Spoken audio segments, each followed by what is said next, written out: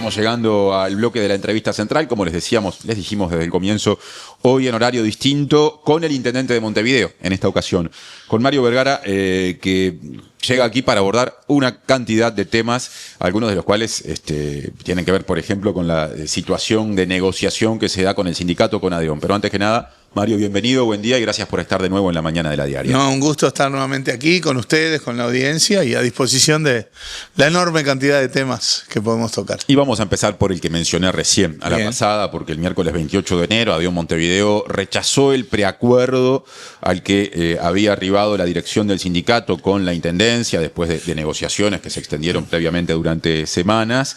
Y por ende, según lo que se informó, a partir de ese hito, el sindicato comenzó a trabajar en algo que podría definirse como una contrapropuesta. Dos preguntas en una. La intendencia ya...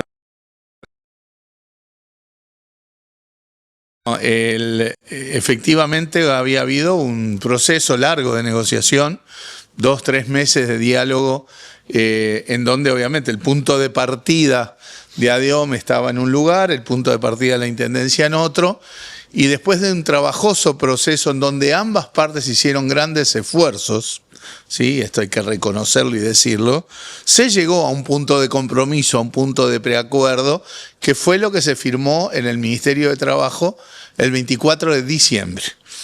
Obviamente esto tenía que ser avalado por una asamblea de ADEOM, el preacuerdo firmado por la directiva, y eso el día 28 de enero se realiza esa asamblea y no se aprueba, se rechaza, que no solo no se aprueba, no es que se declaró insuficiente, se rechaza el preacuerdo. Y bueno, lo que hemos escuchado públicamente de parte de las autoridades de ADEOM es que se armaba esa contrapropuesta a partir de un número muy importante de mociones que había habido en la asamblea. En esa asamblea del 28 de enero. Hará dos o tres días sí recibimos la contrapropuesta porque ADEOM tuvo que informar esto al Ministerio de Trabajo y Seguridad Social. El Ministerio ya convocó a una instancia de diálogo, de negociación para el día 11. 11 de febrero, falta la semana que viene. La semana que viene. Bueno, lo que podemos decir es que lo que uno lee de esa contrapropuesta al principio es volver al punto inicial e incluso más allá de lo que era la propuesta de ADEOM. Con lo cual, uno en la perspectiva lo que dice, bueno, si volvemos a foja cero y nos paramos en el mismo lugar que todo empezó, vamos a llegar más o menos al mismo punto. O sea, realmente los márgenes de negociación son muy escasos, prácticamente nulos. Nosotros en la formulación del presupuesto, que lo tuvimos que presentar el 8 de enero, o sea, después del preacuerdo, antes de la asamblea, ya habíamos incorporado en el presupuesto las cláusulas acordadas en ese preacuerdo y eso queda claro que bueno, el presupuesto queda balanceado tal como institucionalmente tiene que ser, normativamente tiene que ser, y queda claro que ahí no hay márgenes para moverse, ¿verdad? Por lo tanto, el panorama va a ser de ir al diálogo la semana que viene en el Ministerio de Trabajo, pero creo que está claro que nosotros tenemos claro que los márgenes de maniobra desde el punto de vista de la administración son prácticamente nulos. Decías recién que la contrapropuesta recibida hace pocos días es más exigente en términos, según tu interpretación, en términos de las aspiraciones sindicales que el punto de partida inicial previo al preacuerdo que esta contrapropuesta fue armada un poco en la acumulación de 16, 18 mociones que se presentaron en la asamblea, por lo tanto... Pero puntualmente, por ejemplo, no lo tengo acá puntualmente en concreto. En términos de salario, que había habido un acuerdo para que hubiera un aumento en términos reales después de, creo que más de 2 décadas sin que ocurriera. Ahí la contrapropuesta pide más que lo acordado, ahí hay una diferencia central. Bastante más. Y era el punto de partida inicial de ADEOM en ese terreno. Acá tenemos, por lo menos en nuestra interpretación, y creo que también de la directiva de ADEOM, porque por algo firmó el preacuerdo, era un buen preacuerdo para la administración y para los trabajadores. Implicaba aumento real en el salario base, que como bien decís tú, hacía más de 20 años que no había. Implicaba un cronograma comprometido de presupuestaciones, de promociones y de concursos de ascenso. Implicaba recursos para tratar un tema que crecientemente cobra importancia, que es el de la salud mental. O sea, había avances y compromisos que eran sin duda favorables. Y bueno, ahora el planteo es que el aumento, volver al punto cero, el aumento de salario base que plantea ADIOM ahora es casi el triple de lo que se había acordado. O sea, que ronda el 4%. Ahí está. Lo que pide ADIOM ahora. Sí. Sí, yo no me acuerdo si es el 4 o muy cercano al 4.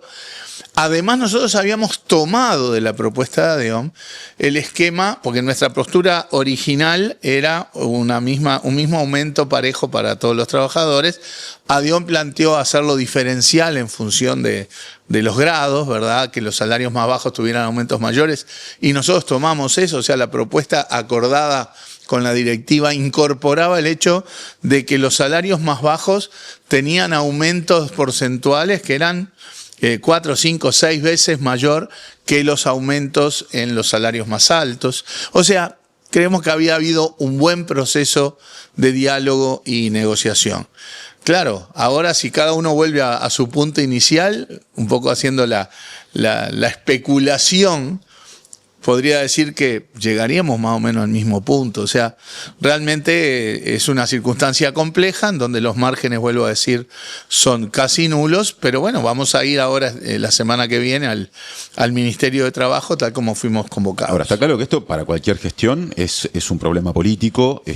La Intendencia de Montevideo tiene una política de hacer públicas encuestas que miden la satisfacción de la ciudadanía con la gestión, y la última que se conoció, hecha por la consultora Equipo, del mes de noviembre del año pasado, da una caída en la aprobación a tu gestión que llega a un 31% de aceptación. Y entonces uno se pregunta cómo la Intendencia maneja esta variable política hacia adelante. Es decir, hay un escenario de eventual acuerdo en este barajar y dar de nuevo de la negociación, pero me pregunto qué pasa, técnicamente lo pregunto, en caso de que las partes no se pongan de acuerdo. ¿Qué pasa ahí con el convenio que había antes? ¿Ya cayó? ¿Se renueva? Separemos lo técnico de lo político, entre comillas. Técnicamente, todos deseamos que haya un convenio. Creo que es lo mejor para trabajadores y para la administración. ¿Hay antecedentes de que no se haya conseguido? Y la verdad que por muchos años obviamente hubo convenio. No sé si en algún momento en la antigua historia se trabajó sin convenio. Pero el tema es que el convenio da pautas, da reglas de juego, da certeza, da certidumbre para todas las partes, ¿verdad? Entonces siempre es mejor tener un convenio. Pero tienen que ser un convenio cumplible. ¿Sí? Nosotros no queremos firmar una cosa que después no se pueda cumplir y todo va a ser peor para todas las partes. Ya también en eso hay una historia en la Intendencia de Montevideo. Año 2002, por allá. Claro. Por lo tanto, nosotros tenemos que actuar con responsabilidad en eso. ¿Queremos que haya un convenio? Sí.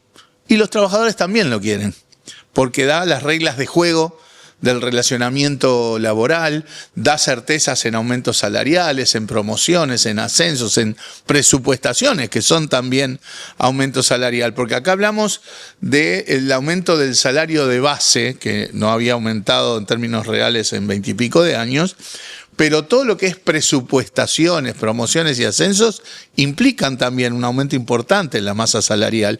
Nosotros estimamos que en estos tiempos la masa salarial con las pautas del acuerdo iba a estar aumentando entre un 3,5% y un 4,5%.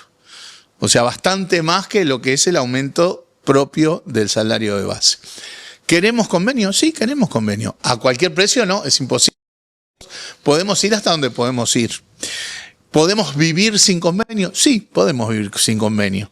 Pero creo que es un entorno de mayor incertidumbre tanto para la administración como para los trabajadores. Y sobre el punto que decías del más político y de percepción. De la aprobación de la gestión. Ahí está. Bueno, yo creo que la evolución de la aprobación, que había implicado un salto positivo muy grande en los primeros 3 meses, que después cae, se asocia más a otros temas, como el tema vinculado a la recolección de residuos, en el contexto de lo que fue el conflicto con ADIOM, que al relacionamiento específico entre la administración y el sindicato. Creo que la evolución de esa aprobación tiene más que ver con resultados en lo que es el aspecto de mayor foco y preocupación de la ciudadanía en Montevideo, que es el tema de los residuos y la limpieza. Yo lo ligaba al convenio porque en la medida en que no haya un convenio, siempre la posibilidad de que haya nuevos conflictos o alteraciones de servicios es mayor, y eso a una gestión en términos políticos no le resulta diferente, ¿no? Sí, no, claro. O sea, lo planteo en términos de certezas o de incertidumbre. Bueno, ya que usaste la palabra incertidumbre, sí. Para cambiar de asunto y pasar a otro tema pesado y central que involucra a uno de los principales proyectos de esta gestión de gobierno nacional, que es el proyecto de movilidad metropolitana. Sí. En Radio Sarandí te entrevistaron hace, creo que 3 días, y dijiste que había estancamiento en el diálogo sobre el proyecto de movilidad metropolitana, que obviamente también involucra a las intendencias de Montevideo, de Canelones, y a esto le sumo que el país informó que las decisiones finales, por ejemplo, vinculadas a un aspecto medular, y es si se opta por una especie de túnel, una solución de soterramiento en 18 de julio, se van a tomar cuando el presidente Yamandu Orsi retorne a Uruguay luego del actual viaje a China. O sea, desde la semana que viene, ¿no? Sin duda, sí. ¿Has podido avanzar en algún detalle más allá de que se espere la vuelta de Orsi en estos días? ¿Qué perspectivas hay? Avances y avances en el análisis técnico, avances en recibir opiniones, en recibir las consultas, hay. El tema es, en términos de decisión, yo creo que ya se avanzó bastante en aspectos que sin duda el proyecto va a tener, porque hay que decir que es un proyecto muy ambicioso, muy complejo. Hay quien dice que es el proyecto más ambicioso y complejo desde la creación de la Rambla Sur hace casi 100 años, que requiere mucho análisis. No es algo que en 2, 3 días o 3 meses, acá estamos hablando Avenida Italia hasta San Anastasio, 18 de julio, 8 de octubre, 3 de las principales arterias de la ciudad, muchos kilómetros de cambio en la lógica.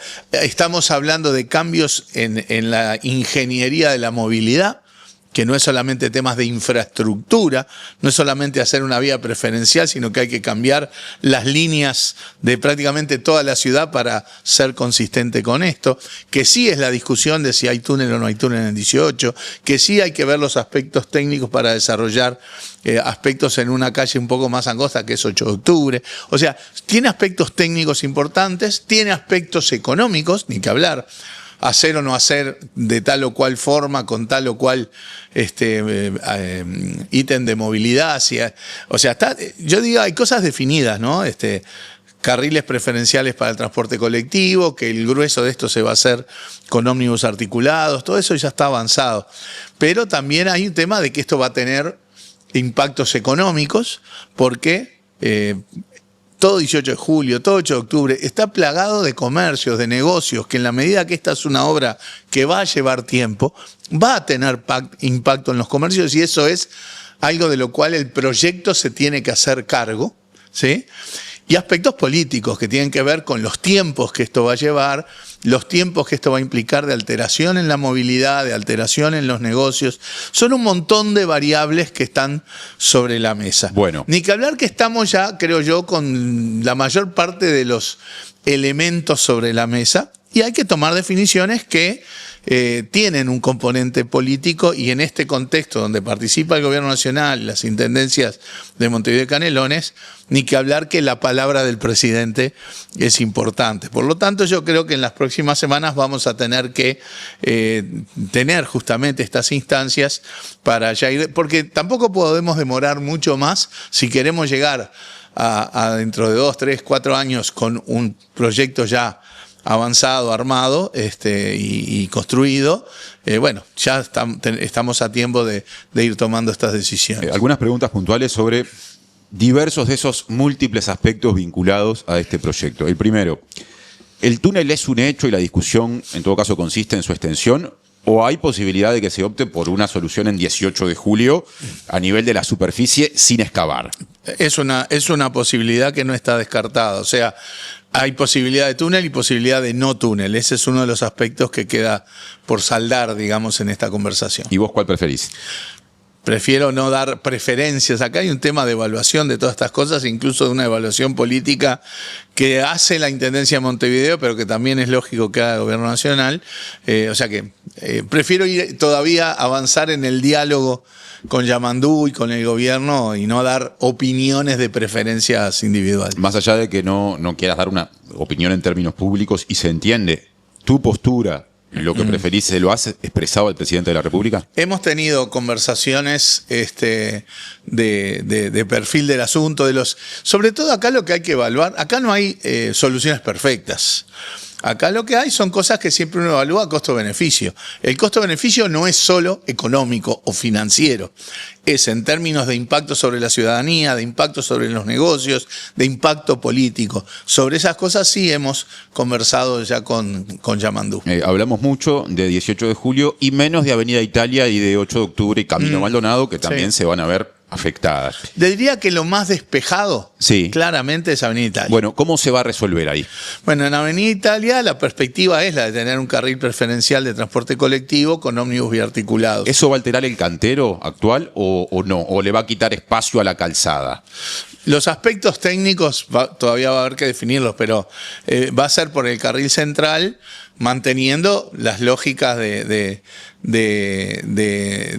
que siga habiendo una ciclovía, cosas por el estilo, ¿verdad? O sea, el dibujo todavía está para afinarse, pero te diría que ese es el tramo que reviste menos dificultad para la definición. Mi pregunta apunta a que si se habla de carril central, uno se imagina que el cantero puede verse, por ejemplo, dividido en dos en una parte del tramo de Avenida Italia, que tiene un cantero muy ancho, capaz que el más ancho de las avenidas de Montevideo. Hay tramos que sí, tramos que no.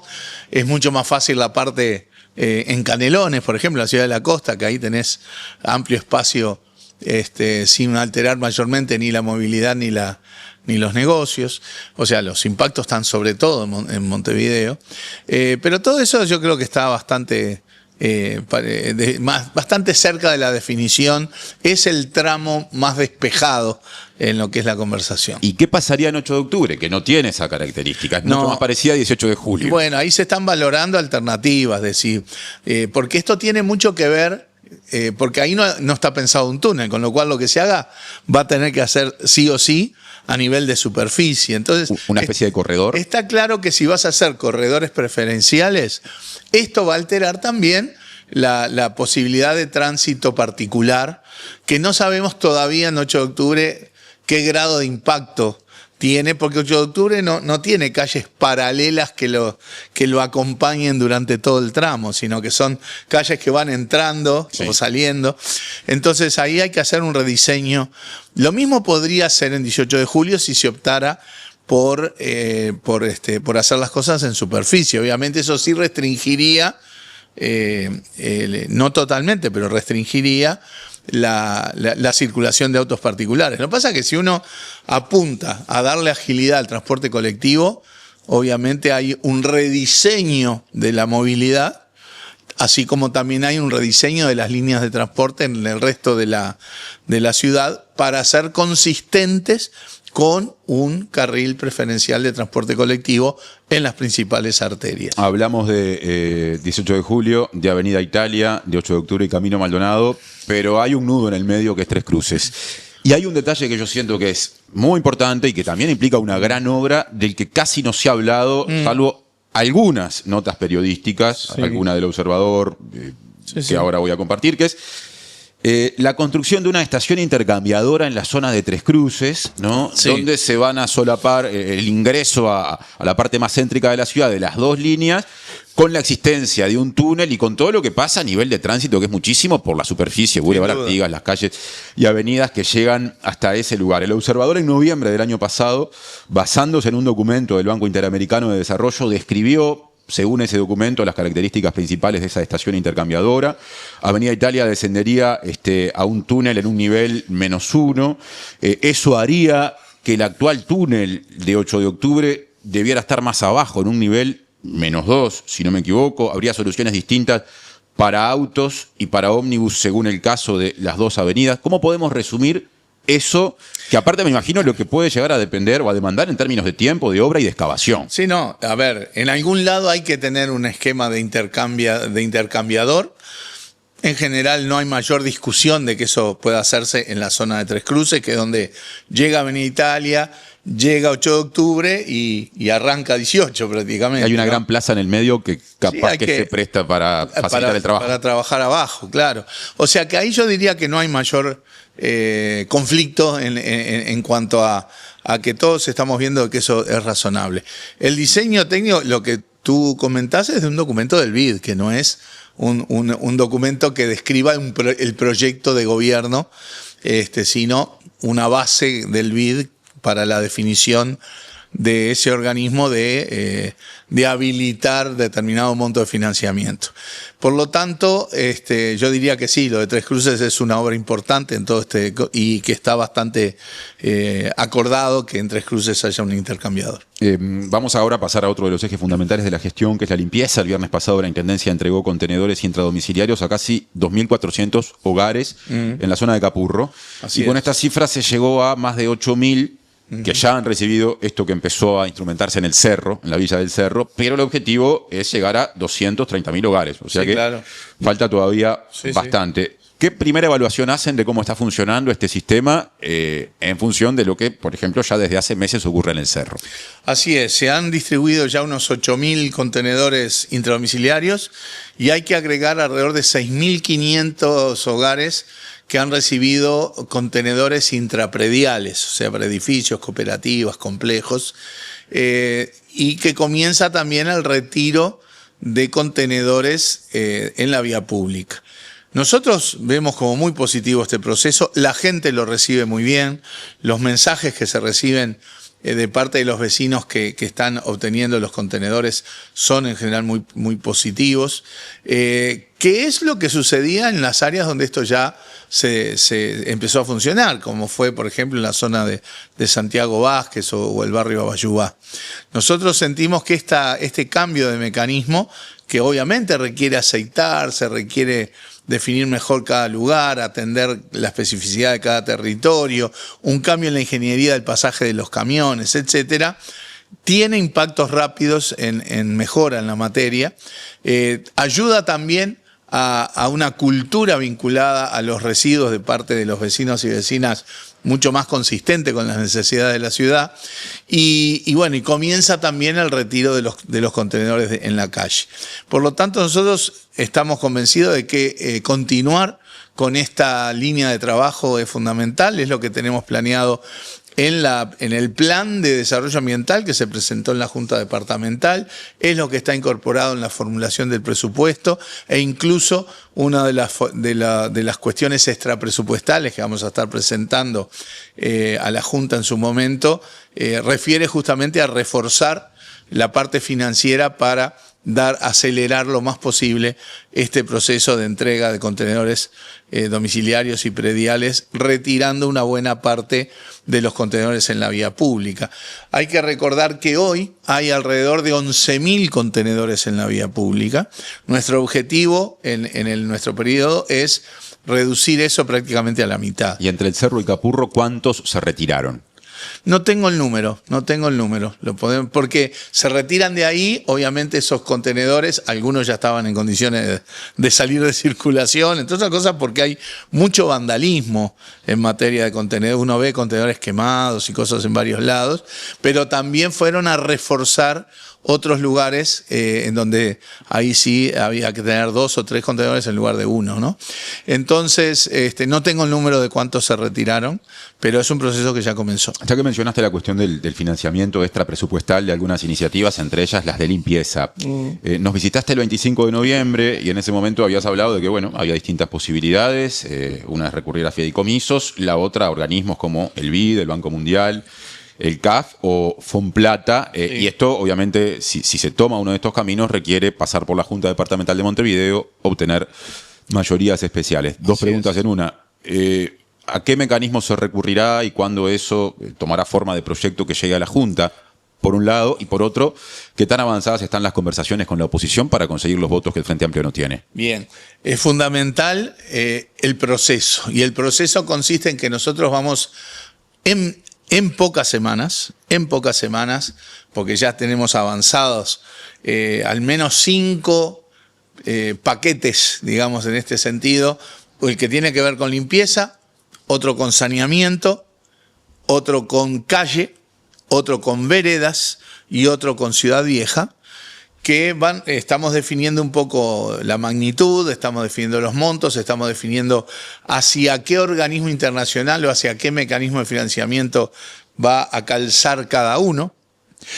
La disponibilidad de los organismos internacionales es clara de dar apoyo financiero a estas cosas, aunque todavía no estén los proyectos afinados. Y decía que para tener realmente las mayorías en la Junta, el proceso es fundamental. Y el proceso va a ser que nosotros vamos a enviar extraoficialmente, digamos, a las distintas bancadas y a los municipios, por supuesto, propuesta sobre cada una de estas cosas y recibir opiniones y sugerencias sobre el contenido de cada uno. Tú vas a decir, bueno, si vamos a hacer tantos kilómetros de vereda en cada municipio, bueno, los municipios tendrán que opinar si realmente son esas veredas o la de la cuadra siguiente. Los ediles de todos los partidos también podrán opinar si hay que priorizar, porque acá hay que priorizar, ¿no? Montevideo tiene 3.600 kilómetros de calle, 7.200 kilómetros de vereda. O sea, acá hay que priorizar porque todo eso es imposible hacerlo a la vez. Y de repente hay opiniones desde los municipios, desde la Junta, de priorizar algo distinto de lo que nosotros podamos proponer. Estamos totalmente abiertos a ese tipo de diálogo y somos optimistas en cuanto a que en campaña electoral todos los partidos dijeron: hay que hacer calle, hay que hacer vereda, hay que hacer limpieza, hay que hacer saneamiento.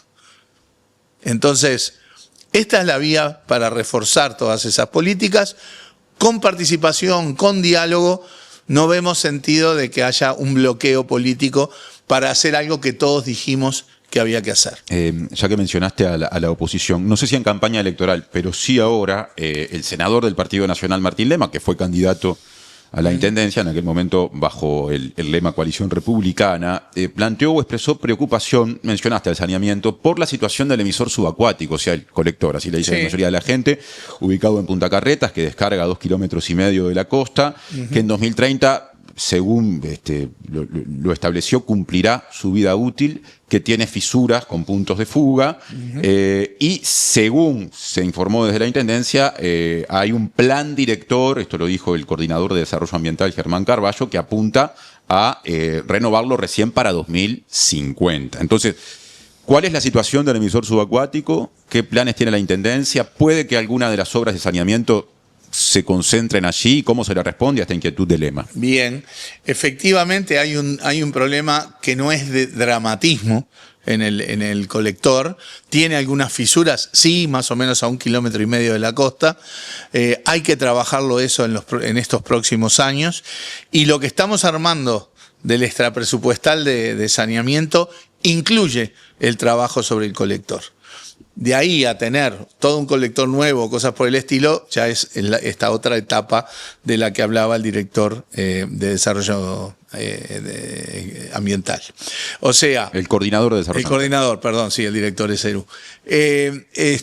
La idea entonces es sí trabajar sobre el colector a la brevedad en el marco de ese, con lo cual vuelvo a decir, si estamos todos de acuerdo que hay que trabajar lo antes posible sobre esto, ¿verdad? Bueno, obtengamos el apoyo para que poder tener el financiamiento necesario. Yo quiero aclarar lo siguiente. Nosotros vamos a hacer una propuesta de tomas de financiamiento sobre la base de un diagnóstico que es que la Intendencia tiene un nivel de deuda muy bajo, muchísimo más bajo que las demás intendencias del país en relación a los ingresos, que es lo que importa, ¿verdad? Por lo tanto, hay un margen importante para la Intendencia de Montevideo para tomar financiamiento sin cuestionar ni de cerca temas de sustentabilidad financiera.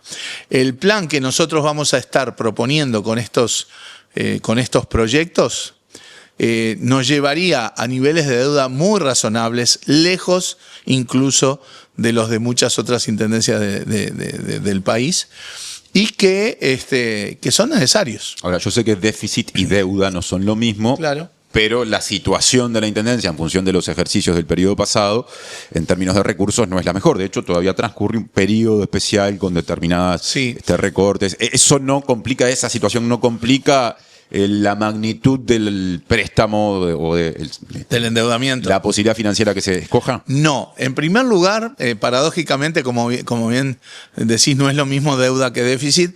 Y paradójicamente, como la administración anterior tuvo dificultades con la Junta Departamental, no pudo tomar prácticamente financiamiento en todo el periodo. Solamente el tramo del préstamo del BID para saneamiento, pero el resto que era para limpieza no se aprobó, el préstamo de CAF de 50 millones no se aprobó, no había condiciones para ir a buscar un fideicomiso. O sea, fueron muchos años en donde prácticamente no se tomó deuda, se canceló más deuda de la que se tomó. Eso es lo que también ayuda a esta situación en donde el endeudamiento es muy bajo en la Intendencia de Montevideo. El tema del déficit, con las medidas tomadas, con cambios en algunas lógicas de ejecución, de gestión, estamos ya mejorando sustantivamente la situación. Y bueno, cuando salgan los resultados del año 2025 van a mostrar claramente una mejoría que como decíamos cuando se tomaron esas medidas, nos pare en una plataforma mucho más sustentable y saludable para desarrollar las políticas en el futuro. Llegamos hasta acá porque habíamos empezado a hablar de saneamiento, sobre todo del emisor subacuático. Estamos en plena temporada de verano. Esos puntos de fuga que tiene el colector a 1,5 kilómetros de la costa inciden, por ejemplo, en que en algunas playas se haya detectado una determinada concentración de enterococos, bacteria que está midiendo la Intendencia desde hace un tiempo y que aparte ha sido incorporada a cambios de reglamentación nacionales impulsados por el Ministerio de Ambiente? Bien, en primer lugar, los informes que nosotros tenemos, que es de un informe de la propia Intendencia de ya hace un tiempo, no relacionan la fisura del emisor con la situación de enterococos o coliformes en las playas. Estamos ahora en un proceso en donde está haciéndose un estudio con la universidad al respecto, pero en principio no es la fisura en el emisor lo que genera las problemáticas. Bien decís tú que hay un cambio de normativa en cuanto a cómo medir la bañabilidad en las playas. Montevideo es la única intendencia que sistemáticamente mide y pone transparentemente la información de lo que va a ser la nueva medida en el año que viene, que son los enterococos. Nosotros entendemos que para llegar al 2027 en condiciones de que los enterococos estén bajo los niveles aceptables, tenemos que estar midiéndolo desde ya para saber qué es lo que tenemos que hacer. En el diagnóstico sí tenemos la idea de que hay aspectos en el saneamiento que están afectando eso. Por eso el plan de saneamiento incorpora medidas que apuntan a reducir el impacto sobre los enterococos en las playas para llegar al 2027 en buenas condiciones. Por eso es que la Intendencia ya lo está haciendo, ya lo está midiendo y ya lo está mostrando, cosa que ninguna otra intendencia del país lo hace. Ahora, si bien la Intendencia no tiene entonces la obligación de decir esta playa no está inhabilitada en función de estos plazos previos a que ya se deba aplicar ese decreto, si ya tiene la información de que en determinadas playas hay niveles de enterococos eventualmente más altos, ¿por qué en lugar de optar por lo que se optó, que es una advertencia, no se va por la inhabilitación independientemente de que no haya una obligación al respecto? Porque no estamos viendo impactos relacionados con temas de salud y demás, o sea, ¿y eso lo puede medir la Intendencia? ¿No es algo, no es algo osado? ¿Lo puede medir la Intendencia? ¿Eso? Bueno, obviamente se toman indicadores que no recoge la Intendencia, pero creo que es algo que es bastante de sentido común. No estamos teniendo ningún tipo de epidemia ni nada por el estilo asociado a la gente que va y se baña en las playas. El asunto es que cuando cambia esta forma de medición y que implica un cambio importante, y esto que está planteado para Montevideo, estoy seguro que también va a estar planteado para muchos de los departamentos del país que tienen playa. Obviamente hay un tiempo para adecuarse a este nuevo esquema, que Montevideo lo está haciendo con responsabilidad. Está midiendo, está definiendo qué hacer para mejorar eso. También hay que decir que Montevideo hoy, si con la medición de coliformes, que pueda ser alta puntualmente, porque no es que una playa tenga coliformes altos todo el tiempo, al contrario, a veces es un día, a veces son 2 días, inhabilita las playas. Alguna playa sí se inhabilita siempre, como la de Miramar, ¿no? Claro. Allá en Carrasco. O Puerto del Buceo. Claro, entonces Montevideo está actuando con responsabilidad en ese sentido y adecuándose a lo que va a ser la norma el año próximo. Para cerrar la entrevista, quiero compartir contigo una discusión que es de la política nacional, no ya de la Intendencia de Montevideo, que te involucra en tanto ex senador. Este lunes el Tribunal de lo Contencioso Administrativo emitió un fallo en respuesta a un recurso presentado por la operadora portuaria Montecón contra 2 decretos del gobierno pasado asociados a la extensión de la concesión de la terminal de contenedores del puerto de Montevideo hasta 2081 en beneficio de Terminal Cuenca de Plata, mayormente controlada por Catunasi. Y el resultado es que se anuló una cláusula de uno de esos decretos que impedía otorgar nuevas concesiones de terminales especializadas, pero quedó firme el resto. Teniendo en cuenta la postura en su momento del Frente Amplio, cuando eras senador en el periodo pasado, el Frente Amplio en rol opositor, de cuestionar esos decretos, y teniendo en cuenta que vos incluso fuiste denunciante penal por las cuestiones asociadas a la política portuaria del gobierno pasado, ¿qué opinión tenés?